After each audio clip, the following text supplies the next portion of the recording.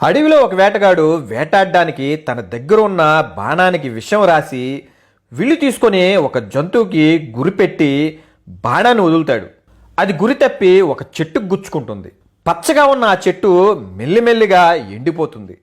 ఆ చెట్టు మీద ఉన్న చిలకలు ఒక్కొక్కటిగా ఎగిరిపోతాయి. కానీ ఒక చిలక మాత్రం ఆ చెట్టును వదలకుండా చెట్టు మీదే ఉంటుంది. ఈ విషయాన్ని తెలుసుకున్న దేవతలు ఇంద్రుడి దగ్గరికి వెళ్ళి చెప్తారు. ఇంద్రుడు భూలోకానికి వచ్చి, చెట్టు ఎండిపోతున్నా ఎందుకు నువ్వు ఈ చెట్టు మీదే ఉన్నావు? ఈ చెట్టు విరిగి కింద పడిపోతుంది.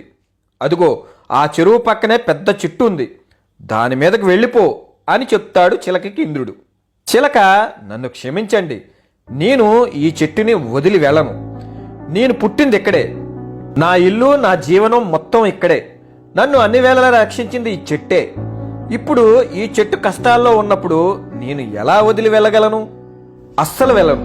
ఆ మాటకి ఇంద్రుడికి ఎంతో ఆనందం కలిగి తన శక్తితో ఆ చెట్టును కాపాడి పూర్వరూపం తెప్పిస్తాడు. ఈ కథలో నీతి ఏంటంటే, వేటగాడు కాలం, చెట్టు తల్లిదండ్రులు. అయితే ఎగిరిపోయే చిలకలో స్వార్థంతో నిండిన పిల్లలు. కానీ ఆ ఒక్క చిలక తల్లిదండ్రులను దైవంగా చూసుకునే పిల్లలు.